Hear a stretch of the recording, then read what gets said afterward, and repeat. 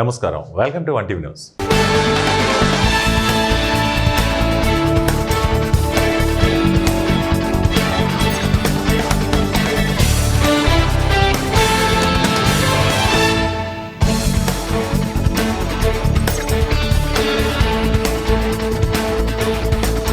శ్రీశైలం పుణ్యక్షేత్రానికి వెళ్తున్న భక్తులు పెను ప్రమాదం నుంచి త్రుటిలో తప్పించుకున్నారు.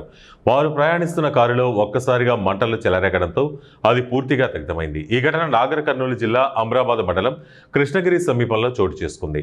అదృష్టవశాత్తు కారులో ప్రయాణిస్తున్న వారంతా సురక్షితంగా బయటపడడంతో అందరూ ఊపిరి పీల్చుకున్నారు. పోలీసులు తెలిపిన వివరాల ప్రకారం హైదరాబాద్లోని చిక్కడపల్లికి చెందిన ఆకుల ప్రవీణ్ కుమార్ తన కుటుంబ సభ్యులతో కలిసి కారులో శ్రీశైలం బయలుదేరారు. ఆయనతో పాటు భార్య, కుటుంబ సభ్యులు జయశ్రీ, తేజశ్రీ, శ్రీవల్లి, వాంగ్మయి ఉన్నారు. వారి వాహనం కృష్ణగిరి గ్రామ సమీపానికి రాగానే ఇంజన్ నుంచి పొగలు రావడం మొదలైంది. దీన్ని గమనించిన ప్రణవ్ కుమార్ వెంటనే అప్రమత్తమై కారును రోడ్డు పక్కన ఆపి కుటుంబ సభ్యులందరినీ కిందకి దించేశారు. వారు కిందకి దిగిన కొద్దిసేపటికే కారు నుంచి పెద్ద ఎత్తున మంటలు వ్యాపించాయి. చూస్తుండగానే కారు పూర్తిగా కాలిబూడిదైంది. సమాచారం అందుకున్న పోలీసులు ఘటనా స్థలానికి చేరుకుని వివరాలు సేకరించారు. డ్రైవర్ అప్రమత్తత వల్లే పెను ప్రమాదం తప్పిందని ఎస్ఐ జయన్న తెలిపారు.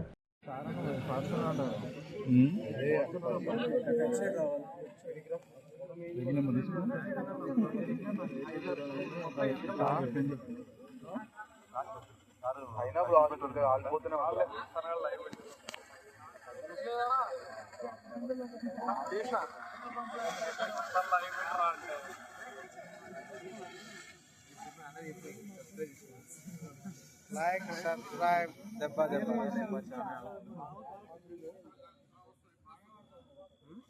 ఖమ్మం జిల్లా వైరా నియోజకవర్గ కేంద్రంలో సోషల్ వెల్ఫేర్ గురుకుల బాలికల పాఠశాలలో 11వ జోనల్ స్థాయి క్రీడలు ముగిశాయి. ఈ ముగింపు కార్యక్రమానికి అడిషనల్ కలెక్టర్ శ్రీనివాసరెడ్డి ముఖ్య అతిథిగా హాజరయ్యారు. ఈ సందర్భంగా క్రీడల్లో గెలుపొందిన విద్యార్థులకు బహుమతులు అందజేశారు. జోనల్ స్థాయి క్రీడలకు ఉమ్మడి ఖమ్మం జిల్లాలోని సాంఘిక సంక్షేమ గురుకుల పాఠశాల విద్యార్థినులు పాల్గొన్నారు. జోనల్ స్థాయి క్రీడలు 3 రోజుల పాటు నిర్వహించారు. ఈ సందర్భంగా అడిషనల్ కలెక్టర్ శ్రీనివాసరెడ్డి మాట్లాడుతూ సాంఘిక సంక్షేమ గురుకుల పాఠశాలలో చదివే విద్యార్థులు క్రీడల్లో రాష్ట్ర, జాతీయ స్థాయిలో ఉత్తమ ర్యాంకులు సాధించాలని కోరారు. ఉపాధ్యాయులు చదువుతో పాటు క్రీడల్లోనూ ప్రోత్సహించాలని కోరారు. తెలంగాణ రాష్ట్ర ప్రభుత్వం ఎంతో ప్రతిష్టాత్మకంగా గురుకుల పాఠశాలకు మౌలిక వసతులు కల్పించి ప్రైవేటు విద్యా సంస్థలకు ధీటుగా కార్పొరేట్ స్థాయిలో విద్యను అందిస్తుందని తెలిపారు. ఈ కార్యక్రమంలో సాంఘిక సంక్షేమ గురుకుల పాఠశాలల ఉపాధ్యాయులు, విద్యార్థులు పాల్గొన్నారు.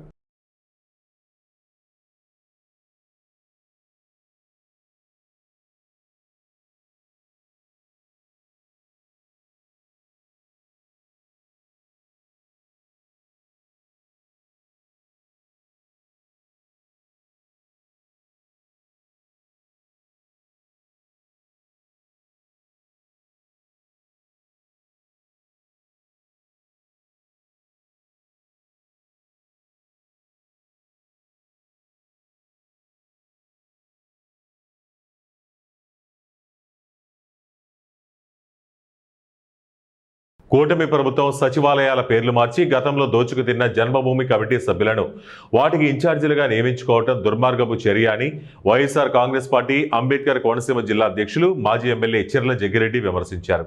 కోనసీమ జిల్లా వైసీపీ అధ్యక్షుడు చిర్ల జగ్గిరెడ్డి రావులపాలెంలోని వైసీపీ కార్యాలయంలో మీడియా సమావేశం నిర్వహించారు. ఈ సందర్భంగా ఆయన మాట్లాడుతూ అప్పటి ముఖ్యమంత్రిగా ఉన్న వైఎస్ జగన్మోహన్ రెడ్డి ఎంతో ప్రతిష్టాత్మకంగా రాష్ట్రంలోని గ్రామాల్లో నిర్మించిన గ్రామ సచివాలయాల పేర్లు మార్పు దుర్మార్గపు చర్య అన్నారు. ఒక్క సచివాలయాల పేర్లు మార్పు మాత్రమే కాకుండా జగన్మోహన్ రెడ్డి ప్రవేశపెట్టిన దాదాపు అన్ని పథకాలకు పేర్లు మార్చి చంద్రబాబు ప్రభుత్వం అమలు చేస్తోందని తెలిపారు. ముఖ్యమంత్రి చంద్రబాబు నాయుడు తుఫాన్లు వంటి ప్రకృతి వైపరీత్యాలను ప్రచార ఆర్భాటాలకు మాత్రమే వాడుకుంటూ రైతులకు, మత్స్యకారులకు చేసిందేమీ లేదని విమర్శించారు. చంద్రబాబు నాయుడు ప్రతిపక్ష నాయకుడిగా ఉండగా ఒక్క పథకం పేరు మార్చినందుకు ఎవరికో పుట్టిన బిడ్డకు మన పేరు పెట్టుకుంటామా తమ్ముళ్ళు అంటూ గగ్గోలు పెట్టారని, మరి ఇప్పుడు వైసీపీ ప్రవేశపెట్టిన పథకాల పేర్లు మారుస్తూ చంద్రబాబు నాయుడు చేస్తున్న పనేమిటో చెప్పాలని ప్రశ్నించారు. ఈ నెల 12వ తేదీన జిల్లాలోని అన్ని నియోజకవర్గాల్లో మెడికల్ కళాశాల ప్రైవేటీకరణకు వ్యతిరేకిస్తూ ఉద్యమం నిర్వహిస్తున్నామని, ఉద్యమానికి యువతంతా సహకరించాలని కోరారు. అందరూ కలిపి 12 మెడికల్ కాలేజీలు తెస్తే ఒక్క జగన్మోహన్ గారు 17 మెడికల్ కాలేజీలు తెచ్చి అవి పూర్తయి వివిధ దశల్లో ఉంటే ఈ రోజున మీరు వాటిని అమ్మేటువంటి కార్యక్రమం చేస్తున్నారు. అందుచేతే ఒక ఉద్యమాన్ని మొదలుపెట్టాం. ఉద్యమంలో మరి ఎక్కువ మంది మరి చాలా చక్కగా మరి ఉద్యమిస్తున్నారు. ప్రజల్లో చైతన్యం రగిలింది. అందులో భాగంగానే మరి అంబేద్కర్ కోనసీమ జిల్లాలో కూడా ఈ నెల 12వ తారీఖున మరి ప్రతి నియోజకవర్గంలో కూడా ఆ నియోజకవర్గంలో ఉన్నటువంటి ఎంఆర్ఓ గారికి కానీ లేదా ఆర్డీఓ గారికి కానీ వినతి పత్రాలు ఇచ్చేటువంటి కార్యక్రమం ఈ నెల 12వ తారీఖున జరుగుతుంది. నేడు మరి పోస్టర్ కూడా రిలీజ్ చేస్తున్నామని చెప్పి సందర్భంగా తెలియజేస్తూ, చంద్రబాబు నాయుడు గారు ఎప్పటికైనా తెలుగు మీద మీకు నిజంగా అభిమానం ఉంటే, నిజంగా మీరు తెలుగుదేశం పార్టీ మీద మీకు అభిమానం ఉంటే, తెలుగు అనేటువంటి మాట మీకు నిజంగా మీకు ఆ మాట మీద మీకు నమ్మకం ఉంటే ఈ రోజున మరి మీరు సచివాలయాలు, గ్రామ సచివాలయం అనేటువంటి చక్కటి పేరు ఉన్నందుకు ఆ పేరును మారిస్తే ప్రభుత్వ మెడికల్ కళాశాలను ప్రైవేటీకరణ చేసిన కూటమి ప్రభుత్వానికి వ్యతిరేకంగా ఈ నెల 12న అన్నమయ్య జిల్లా రాయచోటి కేంద్రంలో జరుగుతున్న ర్యాలీకు భారీగా తరలివచ్చి కార్యక్రమాన్ని విజయవంతం చేయాలని మాజీ ఎమ్మెల్యే గడికోట శ్రీకాంత్ రెడ్డి పిలుపునిచ్చారు. రాయచోటి పట్టణంలోని అలీమాబాద్ వీధిలో వైసీపీ నాయకులు, కార్యకర్తలతో ఆయన రచ్చబండ కార్యక్రమాన్ని నిర్వహించారు. ఈ సందర్భంగా ఆయన మాట్లాడుతూ వైఎస్ఆర్సీపీ రాష్ట్ర అధ్యక్షులు జగన్మోహన్ రెడ్డి పేద విద్యార్థులకు వైద్య విద్యను అందించేందుకు మెడికల్ కళాశాలలు నిర్మించారని, వాటిని కూటమి ప్రభుత్వం ప్రైవేటీకరణ చేయడం తగదని, దానికి వ్యతిరేకంగా భారీ ర్యాలీ నిర్వహించనున్నట్లు ఆయన తెలిపారు. ఈ కార్యక్రమానికి అందరూ తరలివచ్చి విజయవంతం చేయాలని కోరారు. నెక్స్ట్ డే ఏపీలో చర్చ పెడతాడు. మళ్ళీ తర్వాత లేదా నమ్మమంటే ఆంధ్రజ్యోతిలో వస్తుంది, మన లేదు బాగుపోలే అట్లా వరుసగా 20 రోజులు వచ్చే కొద్దీ మనం కూడా ఏమో నిజమైంటదేమో, ఇన్ని టీవీ ఛానల్ ఇన్ని పేపర్లు చెప్పినాయి కదా అని మనమే కన్ఫ్యూజ్ అయిపోతాం. అట్లా చచ్చిపోయి అనేవారు అంటే ఎవరన్నా మరణిస్తే అడిగి నాకు పెన్షన్ ఆయన ప్లేస్లో అడిగేటువంటి రోజులు దారుణమైన రోజులు. అట్లా ఉండకూడదు. అందరికీ అర్హత వాళ్ళకి పెన్షన్ చేసినటువంటి మహానాయకుడు అందరితో వదిలేడా. ప్రతి పేదవాడు ఎన్నికలు చెప్పకపోయినా కూడా ఎక్కడైనా వైద్యం చేయించుకోవాలని చెప్పి ఆరోగ్యశ్రీ పెట్టాడు. ప్రతి పేదవాడు ఎంతైనా చదువుకోవాలా, చదువు గురించి చదువు ఆపకూడదు అని చెప్పి ఫీజు రియంబర్స్మెంట్ పెట్టాడు. అవే కాకుండా 108 అని, అందరికీ పక్కా గృహాలని, ఇందిరమ్మ కాలనీలని, ఇలా చెప్పుకుంటూ పోతే అనేకమైనటువంటి మార్పులతో సమాజానికి దగ్గరయ్యాడు. అన్నిటికన్నా ముఖ్యమైనది 4% రిజర్వేషన్. మర్చిపోయినట్లే చాలా రోజులు అయిపోయింది రాజశేఖర్ జగన్. దానివల్ల ఎంత మేలు జరిగిందో మన మైనార్టీలకు ఒక్కసారి మీరు ఆలోచన చేస్తే, 1,40,000 సచివాలయ ఉద్యోగాలు వస్తే 4% వల్ల ఎంతమంది మన మైనార్టీ బీసీ సోదరులకి ఎంత మంచి జరిగిందో ఒకసారి చూడండి. ఈరోజు మెడికల్ సీట్లు కానీ, ఇంజనీరింగ్ సీట్లు కానీ రిజర్వేషన్ వల్ల, దానివల్ల ఇదైపోయింది. ఎక్కువగా గంజాయి ఎక్కువైపోయింది, పిల్లలు పాడేస్తున్నారు. ఇంకోటి మీకు బాగా గుర్తుపెట్టుకోండి, మన రాయచూరులో స్కూల్ ఎట్లున్నాయి గతంలో ప్రభుత్వం. మార్కెట్ యార్డ్ స్కూల్ తీసుకో, బోస్నగర్ స్కూల్ తీసుకోండి, ఈ గర్ల్స్ హై స్కూల్ తీసుకోండి, డైట్ స్కూల్ చూడండి, ఎంత గతంలో ఎలా ఉన్నాయి ఇప్పుడు ఎలా ఉన్నాయి. స్కూల్ మాసాపేట స్కూల్ దగ్గర నుంచి అన్ని స్కూల్ బాగా అభివృద్ధి చేసి అందరూ బాగుండాలి.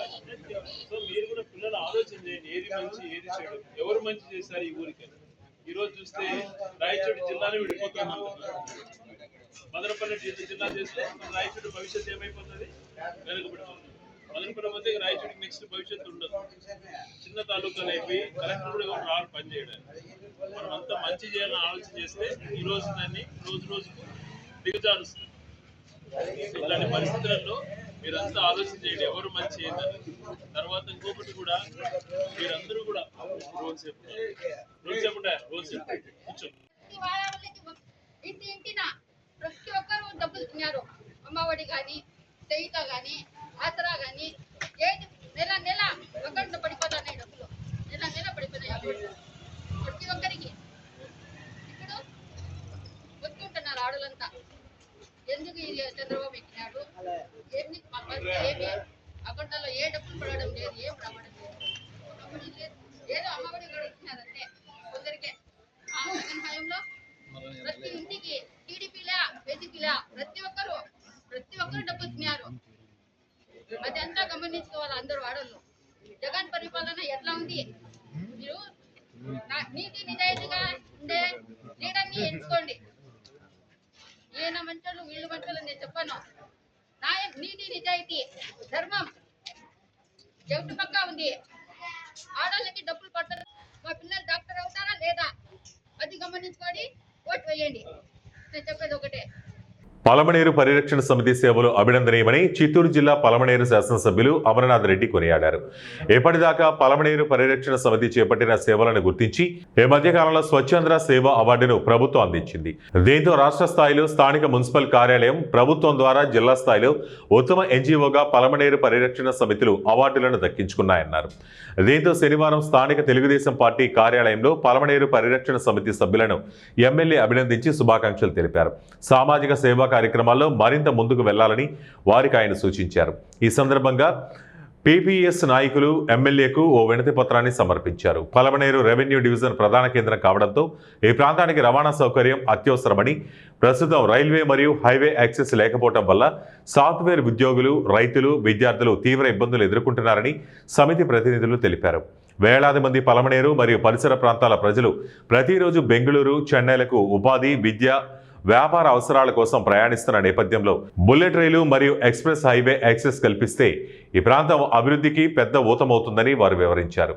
ఈ అంశాన్ని సానుకూలంగా పరిగణించి ప్రభుత్వం దృష్టికి తీసుకువెళ్లి అవసరమైన చర్యలు తీసుకుంటారని ఎమ్మెల్యే తెలిపారు. ఈ కార్యక్రమంలో సమితి అధ్యక్షులు టిఎల్ నరసింహులు, కార్యదర్శి నారాయణ, కార్యవర్గ సభ్యులు విజయ్ కుమార్ రెడ్డి, పొన్ముడి రామచంద్ర, విజయ్ కుమార్, రెడ్డెప్ప, వెంకట్, మురళి, శ్రీపురం సీతారామయ్య, వీరభద్ర, వెంకటేశ్వర్లు తదితరులు పాల్గొన్నారు. కానీ రెవెన్యూ డివిజన్ అయిన మన పలమనేరుకు ఇంతవరకు రైలు ఫెసిలిటీ లేదు. కాబట్టి ఆ బుల్లెట్ ట్రైన్ స్టాపింగ్ మన రెవెన్యూ డివిజన్కు important sir. Revenue division headquarter అంటే ఒక ఇది ఉండాలి.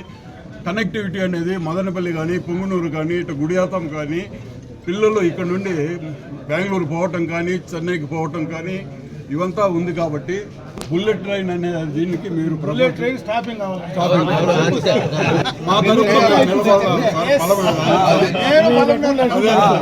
కాబట్టి ఎక్స్ప్రెస్ హైవే కూడా మనకు ఇటు బేలుపల్లి, ఇటు బల్జిపల్లి ఉంది. Revenue division head quarter connectivity అనేది పలమనేరుకు ఇంపార్టెంట్ కాబట్టి ఇక్కడ ఉంది. కాబట్టి పిల్లలకు దానికి బాగుంటుందని ఆ ఎక్స్ప్రెస్ హైవే కూడా మీ పరిధిలో ఉంది. మీ సహాయము లింకింగ్ ఇవ్వాలి సార్. స్టాపింగ్ ఏమంటే బేలుపల్లి ప్లస్ బల్జిపల్లి ఇస్తాను సార్. ఇటు 15 కిలోమీటర్స్, అటు 15 బైరెడ్డిపల్లి అండ్ బల్జిపల్లి ఇస్తాను సార్. పలమనేరు అనేది ప్రోగ్రెస్ అయిపోతే మళ్ళీ చేస్తారా? ఎక్కడైనా చరిత్రలో జరిగిందా?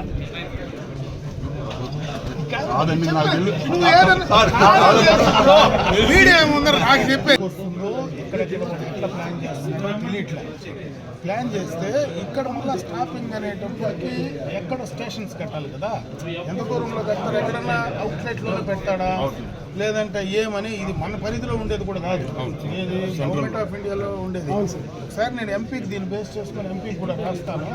అవసరం రెవెన్యూ డివిజన్ కాదు, మనకు అవసరం కదా. కర్నూలు జిల్లా కౌతాల మండలం నదిచాగి ఇసుక రీచ్లో అక్రమార్కులు యథేచ్ఛగా ఇసుకను తవ్వి సొమ్ము చేసుకుంటున్నారు. ఇటీవల నదికి నీరు రావడంతో గుడికంబాలి, మరలి గ్రామాల రీచ్లో ఇసుక తరలింపును తాత్కాలికంగా నిలిపివేశారు. దీంతో కొంతమంది రాజకీయ పార్టీల మద్దతుతో నదిజాగి రీచ్ వద్ద ట్రాక్టర్లతో తోడుకొని ఇతర ప్రాంతాలకు తరలించి సొమ్ము చేసుకుంటున్నారు. అక్రమంగా ఇసుకను తరలిస్తున్నా అధికారులు ఏమాత్రం పట్టించుకోవడం లేదు. ఇప్పటికైనా అధికారులు జోక్యం చేసుకుని ఇసుక అక్రమ తరలింపుకు అడ్డుకట్ట వేయాలని స్థానిక ప్రజలు కోరుతున్నారు.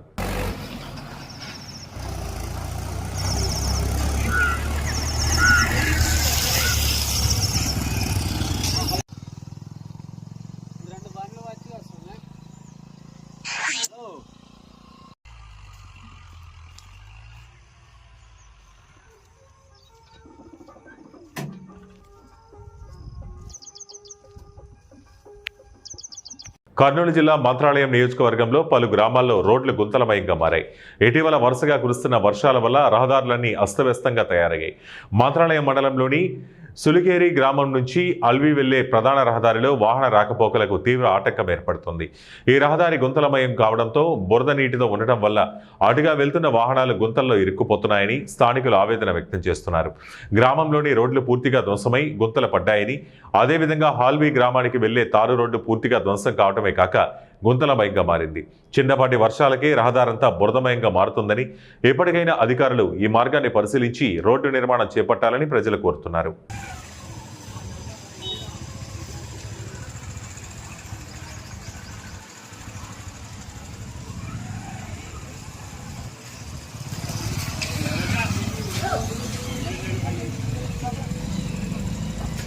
కర్నూలు జిల్లా కౌతాలంలో రాష్ట్ర పండుగగా కురుబకుల ఆరాధ్య దైవం భక్త కనకదాస 538వ జయంతి సందర్భంగా కౌతాలం పట్టణంలో కురుబ కులస్తులు కూటమి నాయకులతో కలిసి ర్యాలీగా వెళ్లి కనకదాసు విగ్రహానికి నివాళులర్పించారు. ఈ సందర్భంగా వారు మాట్లాడుతూ రాష్ట్ర పండుగగా భక్త కనకదాసు జయంతి నిర్వహణకు శాశ్వత జీవో విడుదల సందర్భంగా కురుబల హామీ నెరవేర్చాలన్నారు. ఈ కార్యక్రమంలో కురుబ సంఘం నాయకులు, వైఎస్ఆర్సీపీ కూటమి నాయకులు పెద్ద ఎత్తున పాల్గొన్నారు.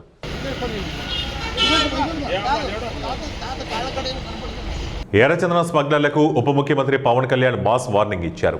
తిరుపతి జిల్లా మంగళంలో ఉన్న అటవీ శాఖ ఎర్రచందనం గోడౌన్ను ఈ రోజు ఆయన సందర్శించారు.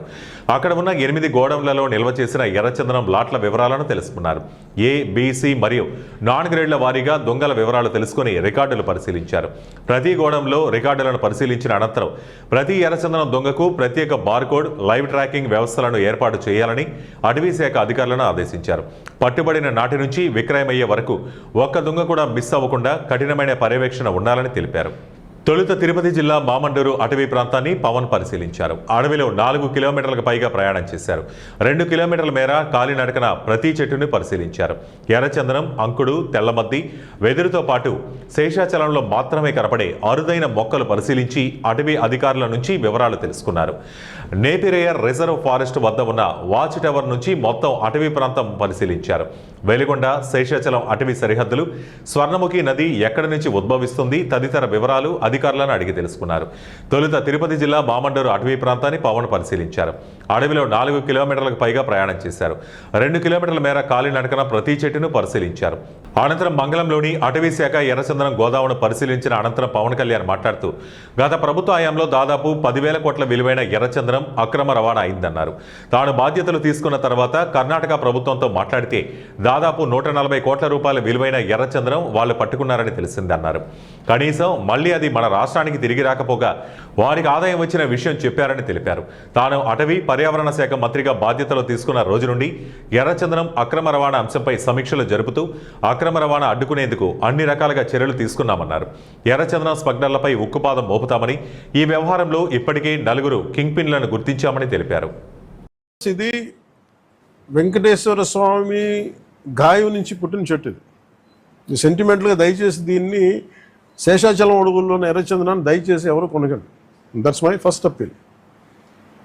2, ఎవరైనా సరే ఉపాధి లేక మీకు ఏదైనా కొట్టేస్తుంటే కన్సర్న్ కలెక్టర్ దగ్గరికి వెళ్ళండి, లేదా కన్సర్న్ లీడర్స్ దగ్గరికి వెళ్ళండి. స్థానికంగా ఇక్కడ ఎవరన్నా కూర్చోబెట్టి సహాయపడి దానికి ఏదైనా ఆల్టర్నేట్ ఎంప్లాయ్మెంట్ చేస్తాం తప్ప దయచేసి మీరు ఎర్రచందనం చెట్లలో నరికివేతలు మీరు పాల్గొనకండి. అలాగే మిగతా రాష్ట్రాల నుంచి వచ్చే వాళ్ళకు కూడా ఒక అవేర్నెస్ క్యాంపెయిన్ స్టార్ట్ చేస్తాం, తమిళనాడులో కానీ మిగతా చోట్ల నుంచి కానీ. ఆ క్యాంపెయిన్లో కూడా దయచేసి మీరు ఇక్కడికి వచ్చి దీన్ని మీరు కేసులో ఇరుకోవద్దు. అది చాలా ఫామ్గా చెప్తా ఉన్నాం. ఎడ్యుకేట్ చేస్తున్నాం, అవేర్నెస్ ప్రోగ్రామ్స్ ఇస్తూ ఉన్నాం. ఇవన్నీ అలాగే నేను అడుగుతున్నా, it's also create law and order problems. అది ఎలా చేస్తున్నారంటే వీళ్ళు నరికి దొంగలు తీసుకెళ్ళిపోతున్నప్పుడు వీళ్ళని ఆపాలనుకున్నప్పుడు వీళ్ళు లైసెన్స్ ప్లేట్ లేని కార్లు కావచ్చు, లేదంటే అసలు ఇంజిన్లో కూడా చాసెస్ మీద నెంబర్లు చెడిపేసి దొంగతనం చేసిన కార్లు, అది ఒక చాలా క్రమబద్ధీకరణతో జరుగుతుంది, చాలా మెథాడికల్గా జరుగుతుంది. సో వీళ్ళకి మేమేం చేసుకున్నామంటే 1 సింపుల్ వార్నింగ్ అందరికీ ఇస్తుంది, ముఖ్యంగా రెడ్ శాండర్స్ అందరికీ కూడా. ఇవి ఇప్పటివరకు ఉన్న బులెటిన్ అప్డేట్స్. మరిన్ని అప్డేట్స్ కోసం చూస్తూనే ఉండండి 1TV న్యూస్.